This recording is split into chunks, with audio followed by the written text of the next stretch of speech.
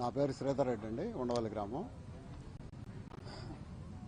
ఈరోజు కార్యక్రమం ఇంత త్వరగా పెట్టుకోవాలనేది ఫస్ట్ మొన్న జరిగిన సంఘటన మూలకన మీడియా మిత్రులను ఆహ్వానించి, ఇక్కడ విషయం ఏంటంటే ఉండవల్లిలో ల్యాండ్ పూలింగ్కి 25% మాత్రమే ఇచ్చారు. మిగిలిన 75% రైతులు భూములు ఎందుకు ఇవ్వలేదంటే, ఇది అత్యంత ఖరీదైన ఏరియా, అందరికీ తెలుసు. మొట్టమొదట మా గ్రామం లేదు ల్యాండ్ పూలింగ్లో.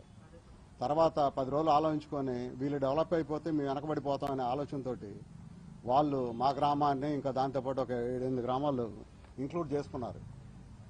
ఎలాంటి పరిణామ క్రమంలో మేము ఎందుకు ఇవ్వట్లేదు, ఈ 12 సంవత్సరాల నుంచి పోరాటం చేస్తానే ఉన్నాం. ఆ రోజు నుంచి కూడా, ఏ రోజైతే ల్యాండ్ పూలింగ్ నోటీసులు ఇచ్చారో అప్పటి నుంచి కూడా పైన ఉన్న రైతులు 10 లక్షలు 20 లక్షలు, హైయెస్ట్ అంటే ఒక 50 లక్షలు ఉండొచ్చేమో వాళ్ళ భూములు. ఇక్కడ ఆ రోజే 2014లోనే 7-8 కోట్లు 10 కోట్ల వరకు నడిచినాయి. అన్ని అపార్ట్మెంట్లు, మీ పక్కన ఉన్న అపార్ట్మెంట్లు కూడా గతంలో కట్టినాయి.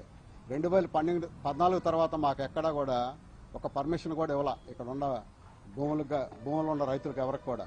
దానికి తోడు ఈ ఉన్న భూమి, కొద్దిపాటి భూమి కూడా తీసేసుకోవాలనే ప్రయత్నం చేస్తున్నారు. ఇంకొక విషయం ఏంటంటే, సీడ్ యాక్సిస్ రోడ్ అంటున్నారు. దానికంటే ముందు కరకట్ట డెవలప్ చేసుకోవాలి. కరకట్ట మీద రోజు వెళ్తున్నారు సీఎం గారు. కరకట్ట ఎందుకు డెవలప్ చేయలే? ఆ సీఎం గారు వెళ్ళారు, పాత సీఎం గారు, ఇద్దరు సీఎంలు కూడా అటే వెళ్ళారు. దానికి ఆల్రెడీ పాత గవర్నమెంట్లో ఒక 150 కోట్లు శాంక్షన్ చేసి అది ఇంప్లిమెంటేషన్ జరగల. అదే చేసి ఉంటే ఈ సీడ్ యాక్సిస్ రోడ్ గొడవ ఉండేది కదా ఫస్ట్. అది కాక మాది టౌన్కి అందుబాటులో ఉన్న ప్రదేశం. దీన్ని ఎవరో కూడా మల్టీ క్రాప్స్ అంటే అన్ని పంటలు పండితే అసలు మా ఊర్లో పండని పంట అంటూ లేదు ఒక లెక్కలో చెప్పాలంటే. ఇలాంటిది ఇంత దగ్గరలో ఉన్న టౌన్కి ఇంత దగ్గరలో ఉన్న భూమి ఇవ్వాలంటే ఏ రైతు కూడా ఇష్టపడలేదు ఫస్ట్. ఇంకోటి, ఈ సీఎం గారు మా ఊర్లోనే ఉన్నారు, పాత సీఎం గారు మా ఊరి మీదకి వెళ్ళేవాళ్ళు. ఈ ఇద్దరు సీఎంలు కూడా ఉండవల్లికి చేసింది నామ మాత్రమే ఒక లెక్కలో చెప్తే. ఎవరో ఏమి చేయలే ఈ ఊరికి. మీరు చూడాలంటే కోస్టల్ బ్యాంక్ నుంచి ఉండవల్లి కేసు దాకా వెళ్ళడానికి నానా ఇబ్బందులు పడుతున్నారు. మా పిల్లలు కావచ్చు, మీ పిల్లలు కావచ్చు. ప్రతిరోజు ఒక గంట సేపు బస్సులు ఆగిపోతున్నాయి అక్కడ. మరి దానికి ఎవరు సమాధానం చెప్పాలి? భవిష్యత్తులో పిల్లలే కదా మన అభివృద్ధికి తోడ్పడేది. మరి అలాంటి పిల్లల్ని రోజుకు ఒక గంట సేపు అక్కడ ఆపేస్తున్నారు బస్సులు. దానికి కూడా ఈ ఇప్పుడున్న ప్రభుత్వమే సమాధానం చెప్పాలి. ఎందుకంటే ఫస్ట్ సీఎం గారు చంద్రబాబు నాయుడు గారు, మన స్టేట్ బైఫర్కేషన్ అయిన తర్వాత ఫస్ట్ సీఎం గారు.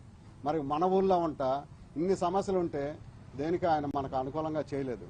మేము కూడా అర్జీలు ఇచ్చాం, అర్జీలు ఇస్తానికి వెళ్ళాం. మాకు ఇంతవరకు అవకాశాలు కల్పించలే ఎవరు కూడా. జనసేన పవన్ కళ్యాణ్ గారికి కూడా మా ఊరు వచ్చి, అయ్యా మీ భూములు మేము కాపాడుతాం, బలవంతంగా లాక్కుంటే నేను దగ్గరుండి వెనక్కి ఇప్పిస్తానన్న ఆయన గారు కూడా మాకు ఇంటర్వ్యూ ఇవ్వట్లా ఫస్ట్. తర్వాత ఏదన్నా చేసినా చేయకపోయినా ముందు ఇంటర్వ్యూ ఇస్తే మా బాధ చెప్పుకుందాం అనే ఆలోచన.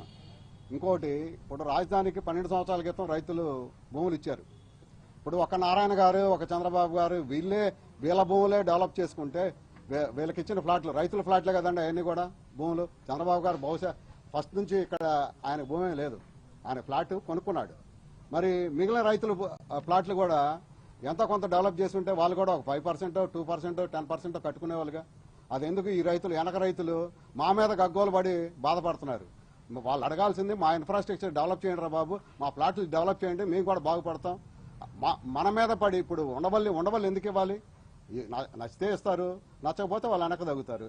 ఇవ్వాలనే రూల్ ఏం కాదు కదా. మనకి భూ యాజమాన్య హక్కు పత్రం పుస్తకం ఉంది, పుస్తకం లాగానే ఉంటుంది. కానీ మన భూమి మనం కాపాడుకోవాలంటే ఇవాళ మరి వాళ్ళని కాలు పట్టుకోవాల్సి వస్తుంది.